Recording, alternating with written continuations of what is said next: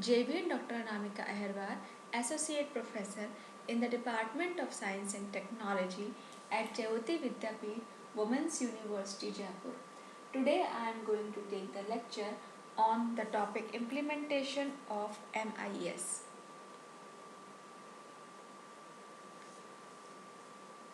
MIS मतलब क्या था हमारा?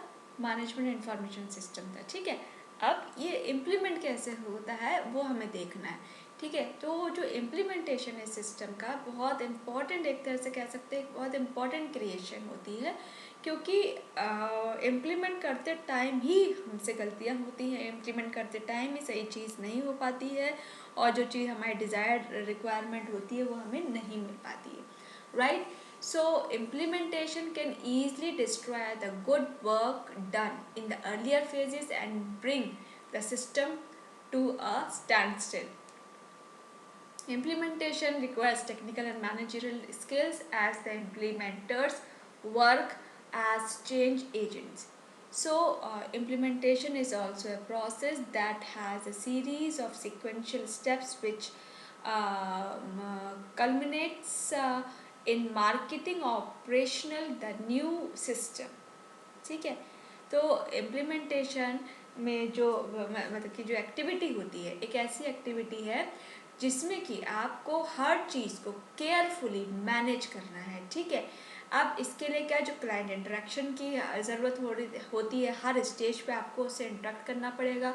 तो और इम्प्लीमेंटेशन के लिए पूरा जितना भी सपोर्ट होता है, कोऑपरेशन होता है क्लाइंट की साइड से और आपका इंफॉर्मेशन सिस्टम डिपार्टमेंट की तरफ से, उनकी जो फंक्शनैलिटी होती है वो देखा जाता है कि सही तरीके से सक्सेसफुल एग्जीक्यूट हो रही है इम्प्लीमेंटेशन के लिए या नहीं हो रही हैं, ठीक है। अब इसके लिए क्या करते हैं कि हम जो टास्क होता है इम्प्लीमेंटेशन का वो इन सब तरीक़ों से क्या वो इजी हो जाता है हमारा, ठीक है। तो उसमें क्या होता है, कुछ जो टास्क अपन फॉलोअप करते हैं वो टास्क होते क्या हैं, अब वो देखते हैं। जैसे first of all upon implementation plan करते हैं। तो इम्प्लीमेंटेशन प्लान क्या होता है, एक ही ऐसी series of action oriented step है जिसमें कि आप जो plan for making the implementation smooth, जिससे कि हम जो अपना इम्प्लीमेंटेशन है वो स्मूथ हो जाता है, ठीक है। तो it normally involve the following steps. पहला क्या हो गया, creating master schedule of the implementation activities, setting timelines for critical and non-critical activities, identifying major bottlenecks and their solution, communication of the plan. So ये जो step है, this step is required to help the user community to understand the time frame for installation of the new system. Okay, so communication plays a role in the implementation, and without proper communication, especially from the top management on the installation and implementation of the new system, the change management will be difficult, ठीक है। तो इसमें जितना भी जो एक होता है ना कि जितने भी आपके इससे रिलेटेड इश्यूज होते हैं उसमें वो सब जो चेंज करने की रेजिस्टेंस होती है नहीं होती है, कभी कभी ये इसकी वजह से क्या हो जाता है कि इम्प्लीमेंटेशन करना बहुत ही ज़्यादा डिफ़िकल्ट हो जाता है।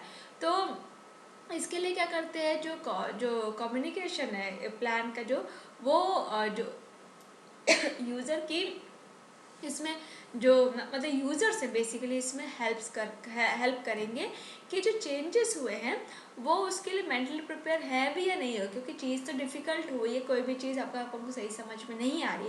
जब तक हमें चीज़ सही से समझ में नहीं आएगी तो हम इम्प्लीमेंट कैसे करेंगे। अब इम्प्लीमेंट नहीं हो पाएगा तो उसमें अपन कुछ चेंजेस आएंगे, बीच आउटपुट तो आएगा बट वो डिज़ायर्ड आउटपुट नहीं आएगा, तो यूज़र के बीच में कॉन्फ्लिक्शंस होंगे।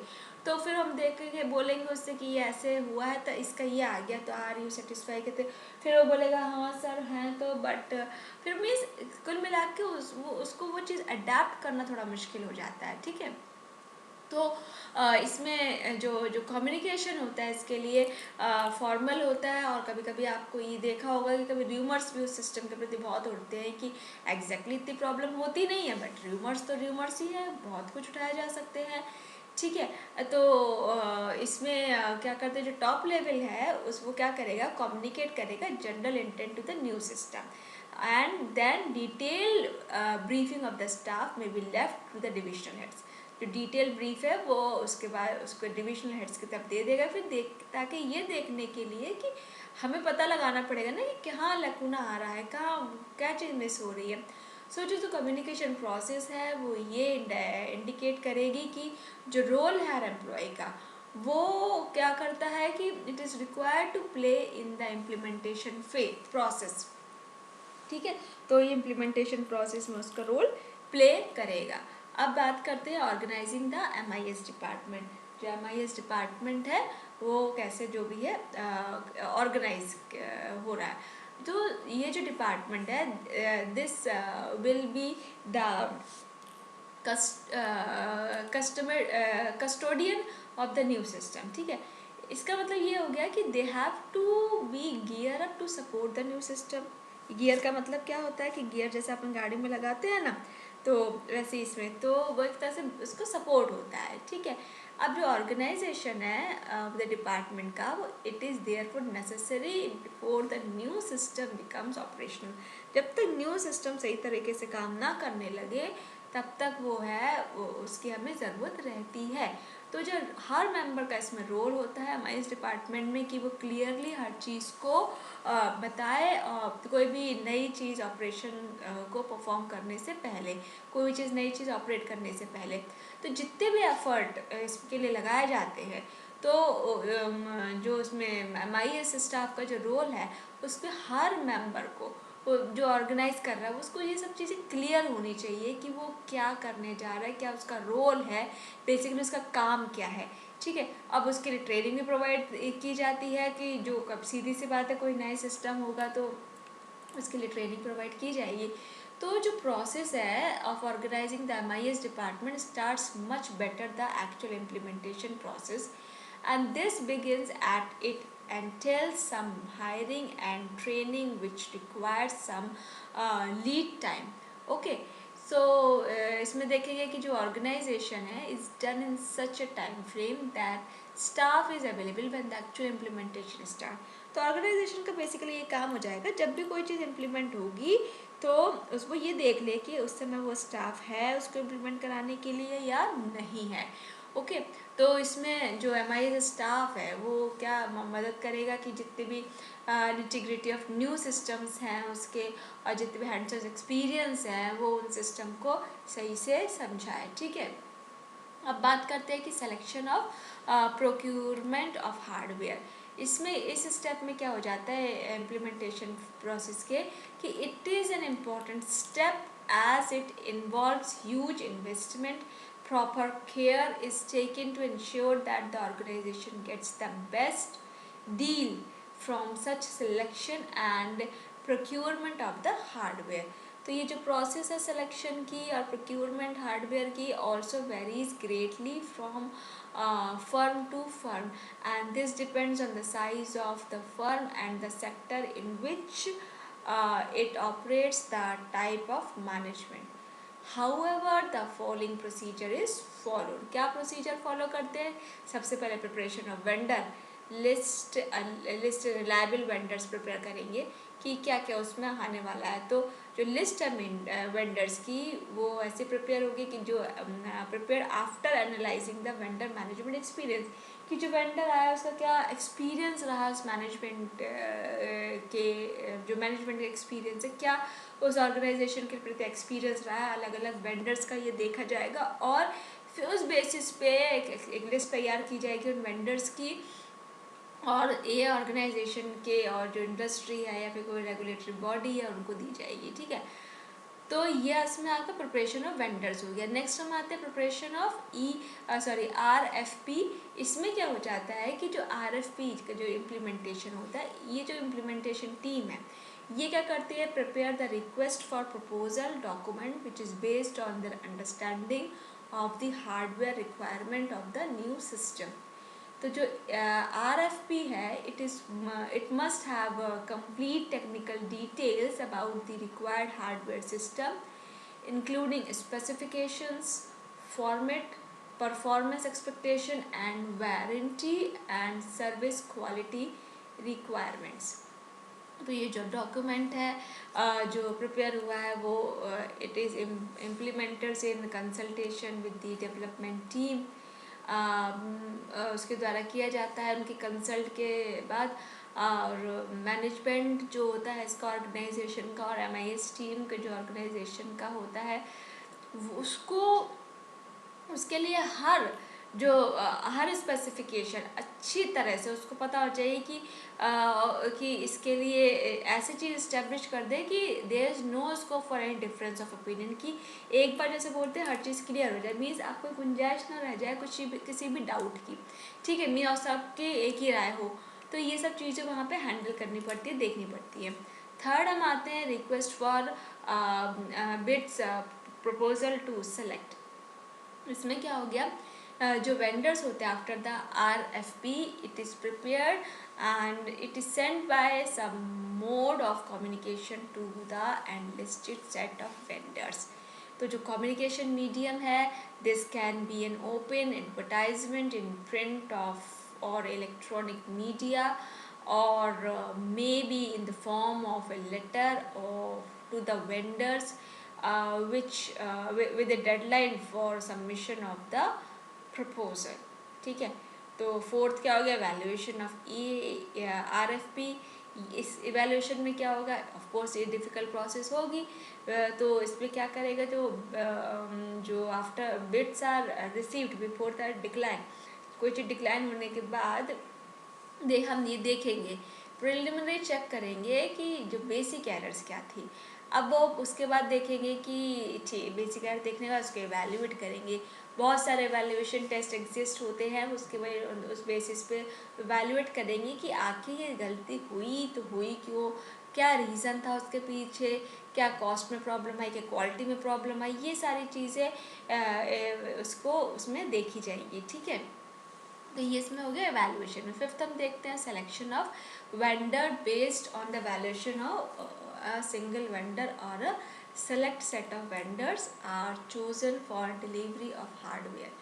सो इसमें देखेंगे contract negotiation and price negotiation are held with this select group of vendors, and following the successful completion of the negotiation the final contract will be signed। तो इसके बाद final contract क्या होगा, साइन होगा, ठीक है।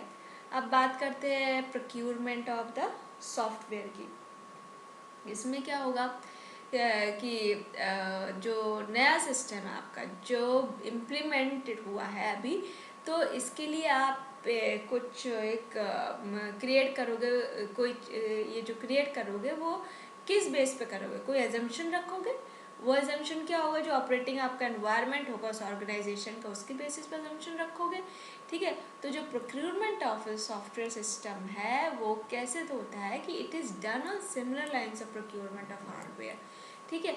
अब इसमें क्या हो गया, डिफरेंस केवल ये होता है कि प्रोक्यूरमेंट सॉफ्टवेयर जो होता है ये ऐसा चॉइस होती है जिसमें कि जो सॉफ्टवेयर होता है जो which is software to purchase is already made at a design state, मतलब डिज़ाइन स्टेज में है वो, और आप ये कह सकते हो डेवलपमेंट फेज के डिज़ाइन स्टेट पे, ओके। तो जो RFP प्रिपरेशन में है प्रोसेस की वो स्ट्रेट फॉरवर्ड होगी। तो इम्प्लीमेंटेशन क्या करेगा, need not prepare the specification for the system software, उसको ज़रूरत ही नहीं रहेगी, ठीक है। तो they only need to procure the system software that the new system is designed to run on. So the rest of the process is almost similar to the hardware procurement process, ठीक है। आप create करते हैं database को, उसमें क्या होता है, तो न्यू सिस्टम जो इम्प्लीमेंट हुआ है वो, ठीक है, सीधी सी बात है, उसमें वो डेटा डाला जाएगा, डेटा स्टोर होगा, ठीक है। अब मॉडर्न सिस्टम में क्या हो गया, डेटाबेस में स्टोर होता है, तो ये database relational database management system के नाम से जाने जाते हैं, जो कि विच इज़ सेपरेट एक एप्लीकेशन, आप मान के चलो सेपरेट एप्लीकेशन होती है सॉफ्टवेयर पैकेज की। अब जो डेटाबेस है has to be created and structured inside the database that have to be created in order to enable it to store data, ठीक है। तो जो इम्प्लीमेंटेशन टीम है वो डेटाबेस क्रिएट करेगी, उसका स्ट्रक्चर क्रिएट करेगी और जिस पे रूल्स हो गए मतलब जो इम्पोर्टेंट होंगे वो इस एप्लीकेशन को उसमें लगाए जाएंगे and this can be plugged into the database and start working. ठीक है। अब ट्रेनिंग ऑफ यूज़र्स में क्या हो गया, इम्प्लीमेंटेशन क्या हो गया, it is a large issue than installation. The new system may get installed but without proper training of users and it may not be of good use। ठीक है। तो जो इम्प्लीमेंटेशन है एक लार्ज कॉन्सेप्ट है और ये जो है फोकस किस पे करेगा, इंस्टॉलेशन पे and hand holding part of the transition process. ठीक है। सो जो ट्रेनिंग है, needs assessment is done to understand the training needs of the user और जो ट्रेनिंग प्रोग्राम है वो इस तरह से प्लान किया जाएगा कि जितनी भी रिक्वायर्ड ट्रेनिंग है जो कि यूज़र के द्वारा दी गई हैं वो सारी चीज़ें इसमें देख के उसको प्लान करेंगे। ठीक है। तो ये क्या हो गया, इम्पॉर्टेंट पार्ट है इम्प्लीमेंटेशन प्रोसेस का और ये इससे क्या होता है, रेजिस्टेंस जो है जो रिड्यूस होगी, जो अभी चेंज होते हैं ना बिहेवियर में यूज़र की कम्युनिटी में, तो वो उसको रिड्यूस करेगा। ठीक है। अब बात करते हैं क्रिएटिंग फिजिकल इंफ्रास्ट्रक्चर की। फिजिकल इंफ्रास्ट्रक्चर में क्या हो गया कि सीधी सी बात है, जब कोई नया सिस्टम इम्प्लीमेंट होगा तो उसके लिए फिजिकल इंफ्रास्ट्रक्चर बनाना ही पड़ेगा। तो जो इम्प्लीमेंटेशन टीम है वो ये इंश्योर करेगी कि जो सिस्टम की परफॉर्मेंस है must not suffer due to infrastructure bottlenecks. तो जो इम्प्लीमेंटेशन है will have to use their persuasive skills and convince the management of the organization to create the required physical infrastructure so that it does not affect the performance of the new system। अब बात करते हैं transition of the new system की। इसमें क्या हो जाएगा, ये लास्ट स्टेप होते हैं इम्प्लीमेंटेशन प्रोसेस की।